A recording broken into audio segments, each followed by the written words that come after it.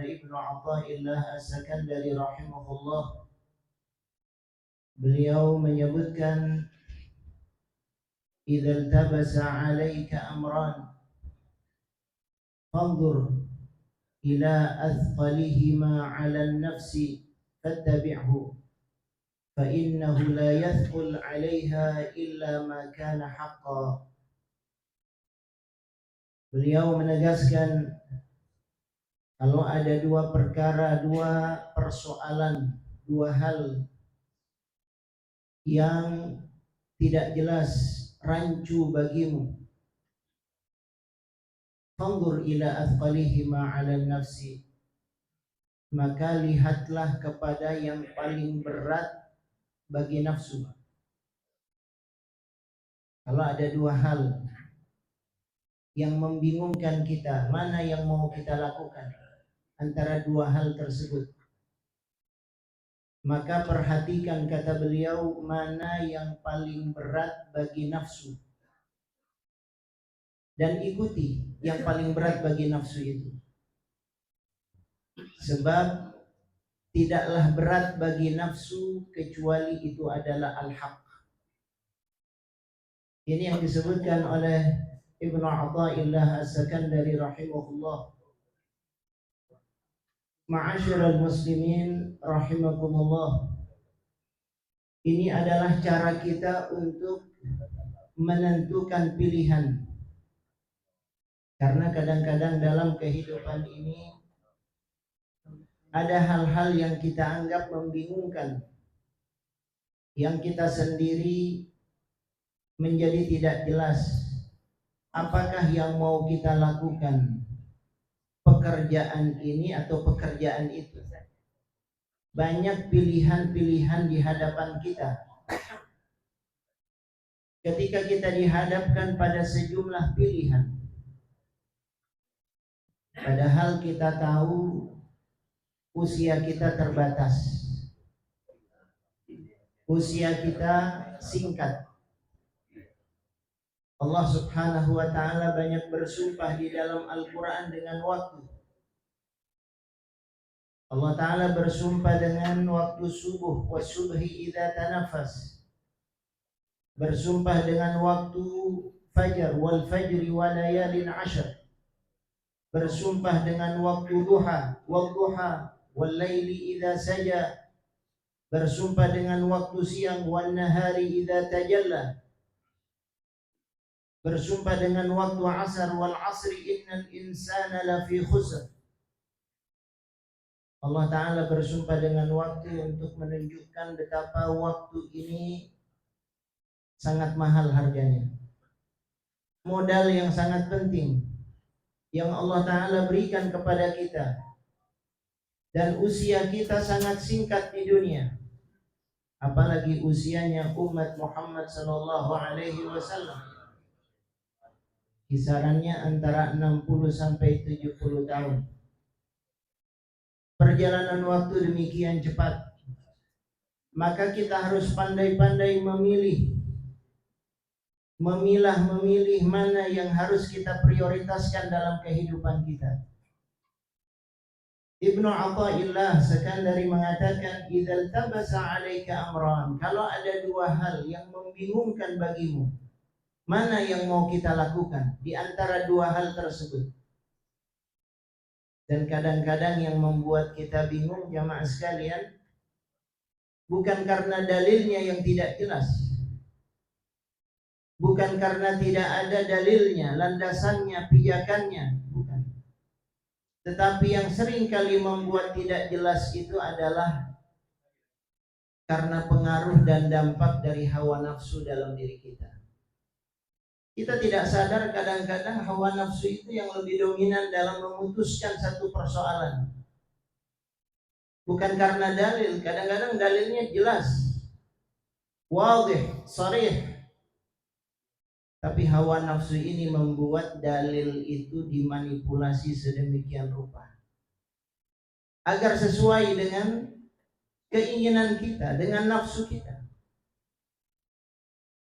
Ini yang disebutkan oleh Allah Subhanahu wa ta'ala di dalam Al-Quran. Afara'aita man ittakhadha ilahahu hawa. Apakah engkau tidak melihat orang-orang yang mempertuhankan hawa nafsunya, kata Allah.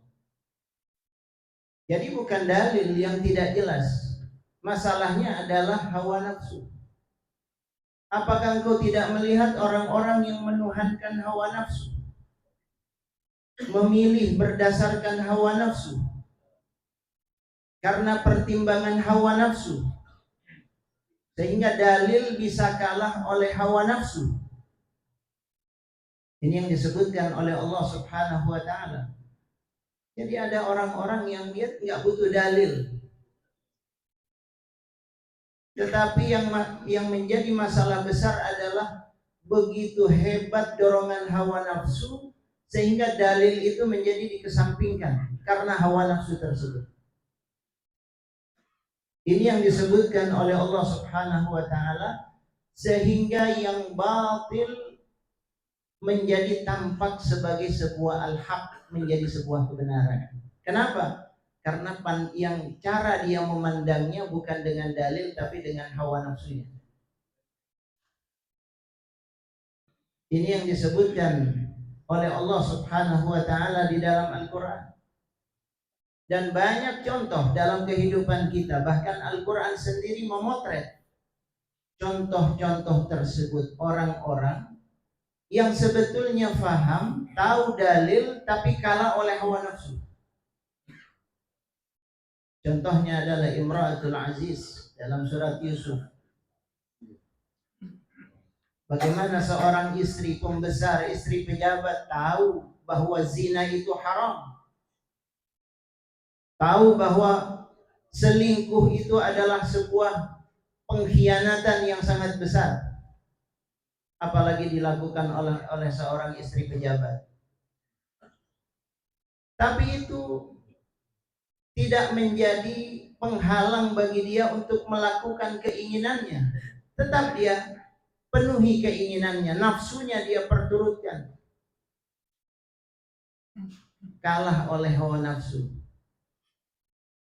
Kalau di dalam ungkapan disebutkan al-hubbu a'ma, cinta itu membuat orang jadi buta. Kebenaran itu tidak terlihat sebagai sebuah kebenaran. Ini yang disebutkan oleh Allah di dalam Al-Quran. Bagaimana seorang istri dari pejabat yang terhormat, yang mestinya menjaga status dia, kedudukan dia, kemuliaan dia, hancur itu semuanya kalah oleh hawa nafsu. Ini yang disebutkan oleh Allah contoh bagi kita. Atau contoh yang lebih jelas lagi adalah iblis. Apa iblis tidak tahu bahwa Allah Subhanahu wa ta'ala memberikan balasan kepada hambanya yang melakukan kebaikan? Bahkan Allah sudah menyediakan surga, menyediakan neraka. Iblis sudah tahu, bahkan iblis sudah melihat itu. Jadi bukan karena dalilnya, bukan karena hujahnya, dalilnya jelas. Allah Subhanahu wa ta'ala sebagai zat yang layak dan harus disembah, harus taat kepada Allah. Tetapi ketika hawa nafsu yang lebih dominan, dia disuruh untuk bersujud kepada Adam, hawa nafsunya yang diunggulkan. Dia mengatakan, ana khairum minhu, khalaqtani min narin wa khalaqtahu min tin. Saya lebih baik daripada dia. Saya diciptakan dari api, dia dari tanah. Dia merasa lebih unggul, tidak layak bersujud kepada Nabi Adam alaihi salam. Apa yang ditonjolkan di sini? Hawa nafsu. Demikian pula dengan kasus yang lainnya yang disebutkan di dalam Al-Quran. Misalnya orang-orang ahlul kitab. Orang ahlul kitab itu, mereka itu telah membaca kitab suci, menerima kitab suci. Mereka tahu betul bahwa nanti akan turun Nabi yang terakhir yang bernama Muhammad sallallahu alaihi wasallam. Bahkan mereka beritahukan kepada orang-orang di luar mereka.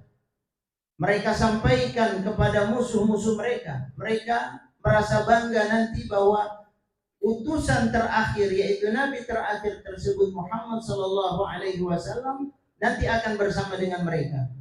Tapi ternyata ketika Rasulullah datang, ketika Rasulullah hadir, malah mereka yang memusuhi Nabi Muhammad Sallallahu Alaihi Wasallam. Dan itu disebutkan oleh Allah, wajahadu biha wastaiqanatha anfusuhum zulman wa 'uluwa. Kata Allah, mereka menentang, membangkang, tidak mau menerima kehadiran Rasul Sallallahu Alaihi Wasallam, padahal hati mereka sebetulnya yakin, tahu hati mereka, paham mereka, sudah punya pengetahuan, sudah ada ilmunya. Tapi ilmu itu menjadi tidak berguna ketika hawa nafsu lebih dominan. Ini yang disebutkan oleh Allah Subhanahu wa taala. Dari sini Ibnu Athaillah As-Sakandari menegaskan kepada kita, idzal tabasa 'alaika amran, kalau ada dua hal, dua persoalan yang membingungkan kita, mana yang mau kita lakukan? Kata beliau, gampang saja. Beliau memberikan tips yang mudah. Apa kata beliau? Fanzur ila athqalihima 'ala nafsi fattabi'. Kata beliau, lihat saja mana yang lebih berat bagi nafsu. Mana kira-kira yang lebih berat bagi nafsu. Kenapa Ibnu Athaillah mengatakan semacam itu? Karena biasanya nafsu ini menyukai sesuatu yang bertentangan dengan kebenaran.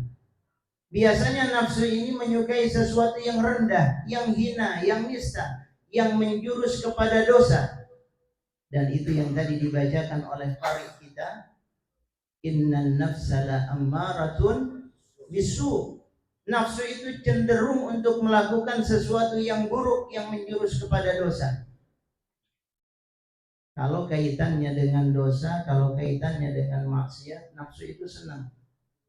Melakukannya gembira, senang dia, mudah bagi dia. Pokoknya segala hal yang menjurus kepada sesuatu yang dosa, maksiat, dia senang. Itu tabiat dari nafsu, mudah melakukannya. Tapi kalau kaitannya dengan ibadah, kalau kaitannya dengan ketaatan, kalau kaitannya dengan pahala, kalau kaitannya dengan sorga, berat bagi nafsu. Jadi cara mendeteksinya gampang, kata Ibnu Athaillah. Masya Allah. Beliau mengingatkan kepada kita, lihat mana yang lebih berat bagi nafsu. Lihat mana yang berat bagi nafsu kita.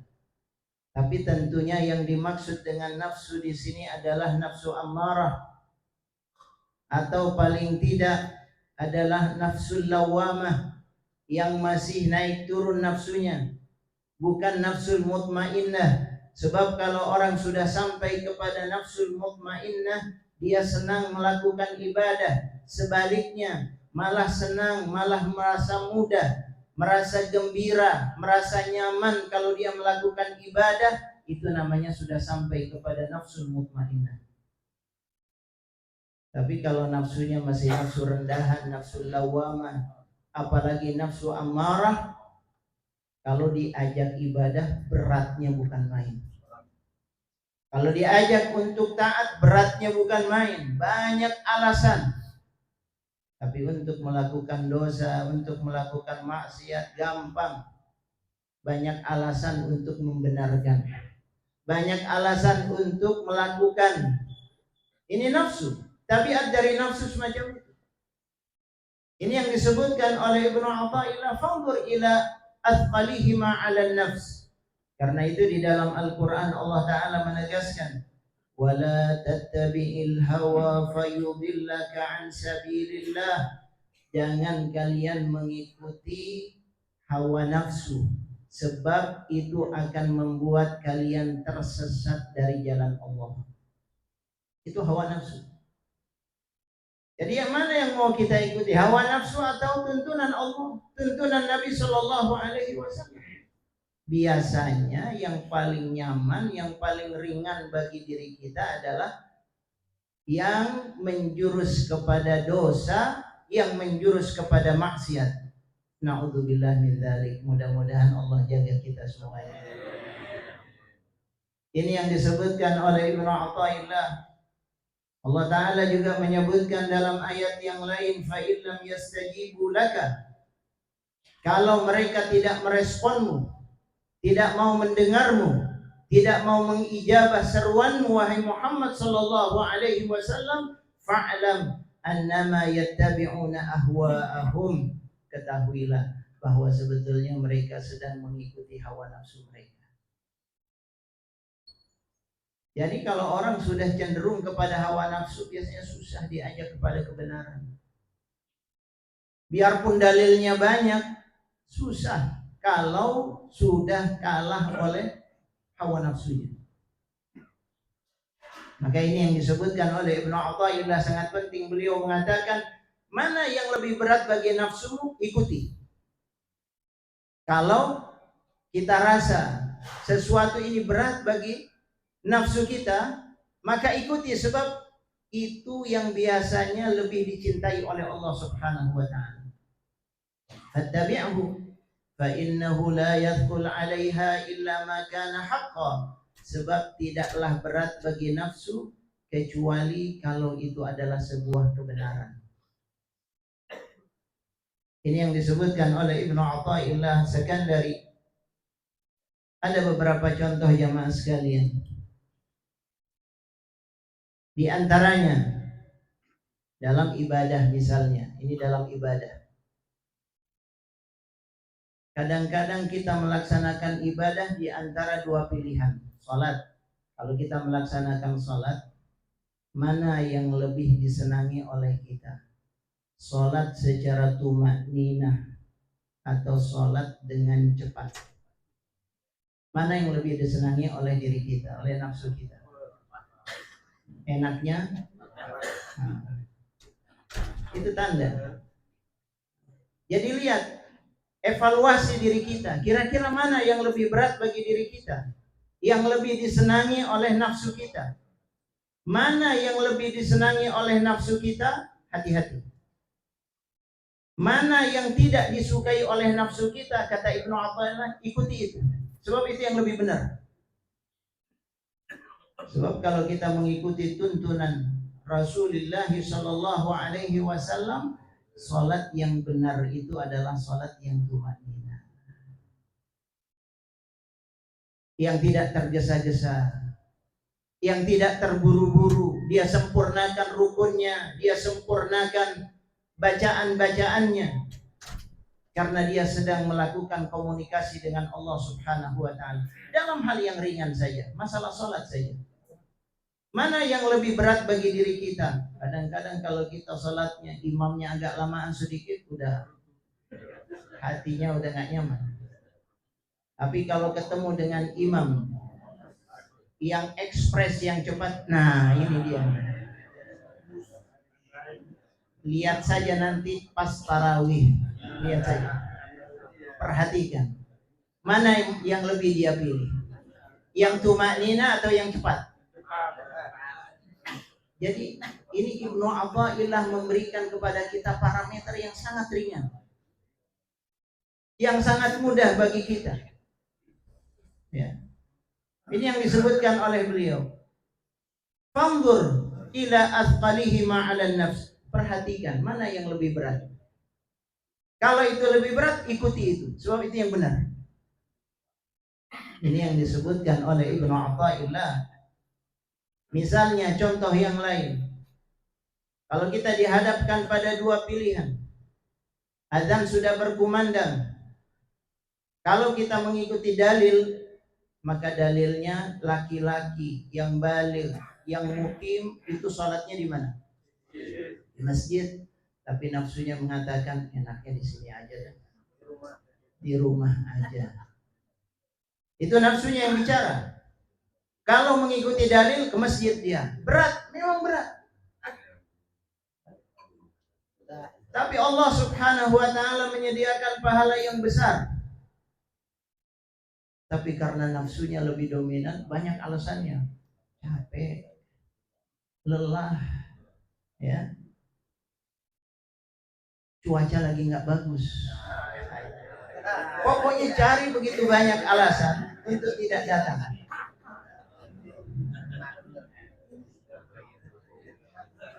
Ini yang disebutkan. Jadi kita melihat kepada contoh-contoh yang real, yang kita rasakan dalam keseharian kita. Mana yang lebih kita pilih? Ini yang disebutkan oleh Ibnu Athaillah. Atau contoh yang lainnya. Baina dzikr atau al-inshighal bil hatif.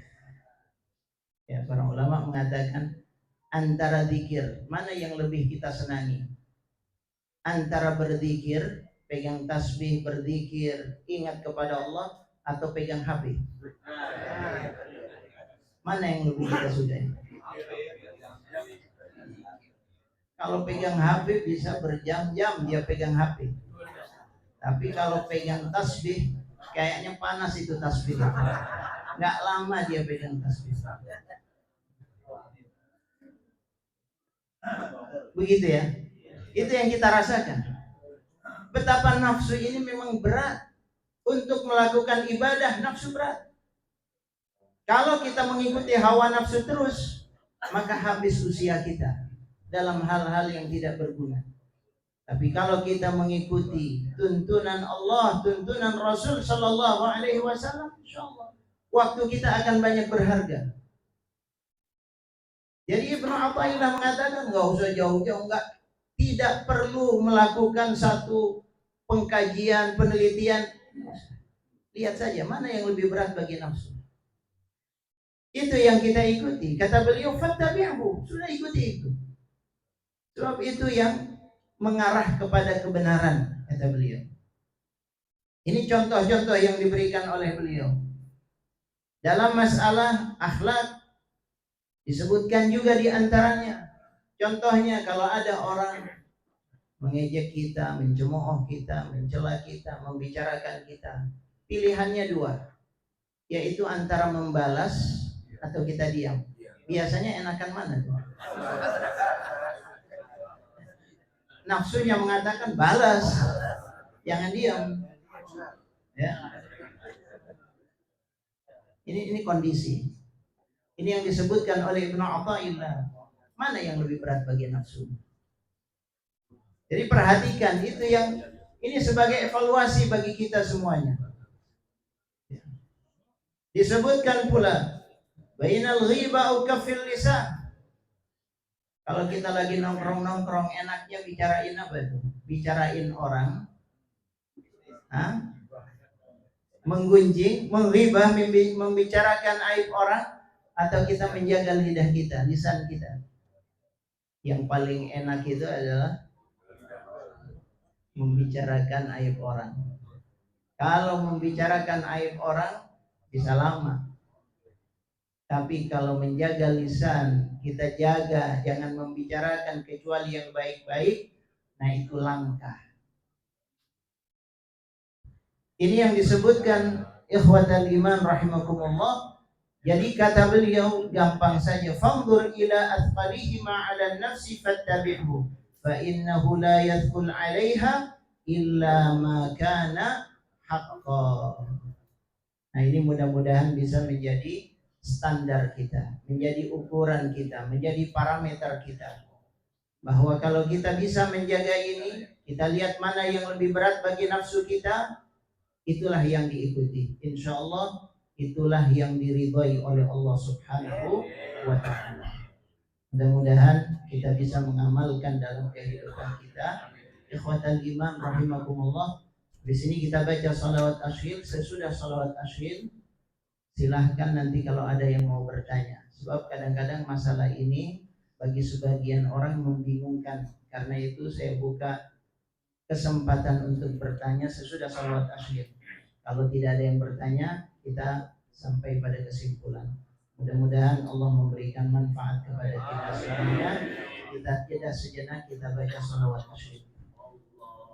Allahumma salli ala sayyidina Muhammad وأشغل الظالم بالظالمين اللهم صل على سيدنا محمد وأشغل الظالم بالظالمين وأخرجنا من بينهم سالمين وعلى آله وصحبه أجمعين اللهم صل على سيدنا محمد وأشغل الظالم بالظالمين اللهم صل على سيدنا محمد وأشغل الظالم بالظالمين وأخرجنا من بينهم فائزين وعلى آله وصحبه أجمعين اللهم صل على سيدنا محمد وأشغل الظالم بالظالمين اللهم صل على سيدنا محمد وأشغل الظالم بالظالمين وأخرجنا من بينهم سالمين وعلى آله وصحبه أجمعين. Ikhwatul iman rahimakumullah. Ada yang bertanya nggak?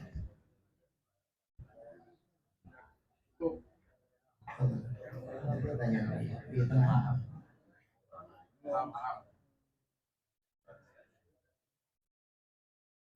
Nanti kedepannya kalau memang ada pertanyaan dan tidak mau dengan lisan boleh ditulis. Ya. Assalamualaikum warahmatullahi wabarakatuh. Waalaikumsalam warahmatullahi wabarakatuh. Ustaz, bahwa topik hari ini adalah memilih terkait dua persoalan yang membingungkan. Bagaimana terkait dengan surat istikharah? Dibaca. Istikharah. Salat, ya, kita minta pilihan kepada Allah Subhanahu wa taala antara dua hal, yang dua hal itu membingungkan, bukan antara hak dan batil. Kalau antara hak dan batil jelas sudah. Ya, yang batil tidak boleh dilakukan, harus memilih yang hak. Tapi kalau dua-duanya ini benar, cuma kita bingung mana yang harus kita pilih di antara dua yang menurut kita benar. Jadi disitulah kita disuruh untuk melakukan sholat istikharah, minta pilihan kepada Allah Subhanahu wa ta'ala. Jadi bukan urusannya yang satu ini dosa, yang satu ini ibadah. Nah, itu jelas harus ibadah, nggak usah istikharah kalau begitu. Ya. Yang satu maksiat, yang satu taat, nggak usah istikharah. Ya. Nah, ini sama-sama dalam koridor ketaatan, cuma kita bingung antara dua ketaatan ini. Antara dua pilihan, ini calonnya fulana atau fulana, sama-sama baik, solehah, ya, solehah, orangnya bagus, berakhlak dan seterusnya. Nah, baru kita istikharah mana yang terbaik buat kita. Tapi kalau calonnya jelas, yang satu solehah, yang satu ahli maksiat, jangan istikharah lagi. Ya. Jadi istikharah dalam hal-hal yang semacam itu. Ya. Ada lagi pertanyaan lain? Satu lagi? Gak ada ya? Baik, Allah. Assalamualaikum warahmatullahi wabarakatuh. Waalaikumsalam. Sebenarnya terima kasih Yai. Tadi juga sebagaimana yang dibaca oleh Imam, dan juga dijelaskan oleh Kiai bahwa sesungguhnya nafsu itu mengarah kepada perbuatan yang buruk. Inna nafsa la'amaratum bisu. Kemudian di dalam nafsu itu sendiri dibedakan dari 3, mutmainah, luamah, dan amarah. Nah, tentu kita mengharapkan nafsu yang benar-benar dirahmati oleh Allah. Tadi dijelaskan bahwa nafsu yang kita berat untuk melaksanakan amalan, itulah yang kita harapkan. Pada umumnya kita itu cenderung kepada nafsu yang membuat tadi yang saya sebutkan, yaitu perbuatan yang buruk. Nah, pertanyaannya, bagaimanakah cara yang lebih efektif untuk mengelola nafsu kita ini agar tidak membawa jalan ke arah yang tadi luamah dan amarah? Mohon penjelasannya. Terima kasih. Ya, pertanyaan bagus. Jadi terkait dengan itu, agar kita bisa memilih dengan benar, ya, maka yang pertama dibutuhkan apa? Ilmu. Biar kita tahu, oh ini loh yang diinginkan oleh Allah, yang ini, bukan yang ini. Yang diridhai oleh Allah yang ini, bukan yang ini. Jadi cara kita bisa memilah dan memilih mana yang benar, mana yang lebih disukai oleh Allah dan Rasulnya, maka itu dengan ilmu. Maka belajar menjadi satu hal yang harus dilakukan. Jadi kalau kita punya ilmunya, kita bisa mengetahui. Tinggal bagaimana kita melakukan sesuai dengan ilmu tersebut. Ya, jangan sampai kalah, sebab tadi kita sudah sebutkan ada orang yang punya ilmunya tapi kalah. Padahal dia tahu ini yang benar nih. Tapi karena nafsunya yang lebih dominan, akhirnya dia kalah oleh hawa nafsu. Tapi kalau dia bisa mengetahui yang hak, lalu dia mengikuti yang hak itu, dia paksakan, walaupun berat dia paksakan, insya Allah lama kelamaan yang tadinya berat menjadi ringan. Orang yang nggak biasa datang ke majelis taklim, apalagi subuh-subuh, ya, nggak biasa dia datang ke majelis taklim, dia ajak ke majelis taklim, beratnya bukan main, ya, karena yang lebih disenangi oleh nafsu apa? Tidur di rumah, ya, istirahat di rumah, atau melakukan aktivitas yang lain. Itu yang lebih disenangi oleh nafsu. Kalau disuruh untuk pergi taklim, apalagi jaraknya jauh, berat bagi nafsu. Itu pertama. Tapi kalau dia paksakan, lama kelamaan jadi enteng, jadi nyaman, jadi lapang. Malah sebaliknya, kalau sudah nyaman, kalau dia tidak datang ke majelis taklim, rasa nggak enak. Nah, berarti itu sudah sampai pada kondisi yang bagus. Jadi harus dilawan memang. Ya, pertama ilmu, yang kedua perlu mujahadah. Walladzina jahadu fina lanahdiyannahum subulana. Allah Ta'ala akan berikan jalannya kalau kita mau bersungguh-sungguh. Pokoknya bersungguh-sungguh. Semangat kita, lawan segala kemalasan kita. Insya Allah kalau itu dilakukan, pada saatnya kita akan merasa nyaman, bisa enteng kita melakukannya. Nah, itu yang disebutkan oleh Allah Subhanahu wa Ta'ala di dalam banyak ayat Al-Quran, wala tattabi'il hawa wa yudillaka an sabilillah, dan banyak ayat yang lainnya. Nah, jadi ikhwafillah rahimakumullah, mudah-mudahan kita semuanya diberikan oleh Allah Subhanahu wa Ta'ala kemampuan untuk menata hawa nafsu kita. Jangan sampai kalah kita dengan hawa nafsu. Dalam Al-Quran banyak disebutkan oleh Allah orang-orang hebat yang menang, bisa mengalahkan hawa nafsunya. Di antaranya Nabi Yusuf alaihi salam, Masya Allah, luar biasa. Dorongan hawa nafsu besar, tapi bisa dikalahkan karena beliau punya kemauan keras, punya mujahadah dan muraqabah. Mudah-mudahan kita semua diberikan taufik dan inayah oleh Allah Subhanahu wa Ta'ala, bisa mengikuti apa yang diridhai oleh Allah, diridhai oleh Nabi kita Nabi Muhammad sallallahu alaihi wasallam. Wabillahi taufiq wal hidayah. Wassalamualaikum warahmatullahi wabarakatuh.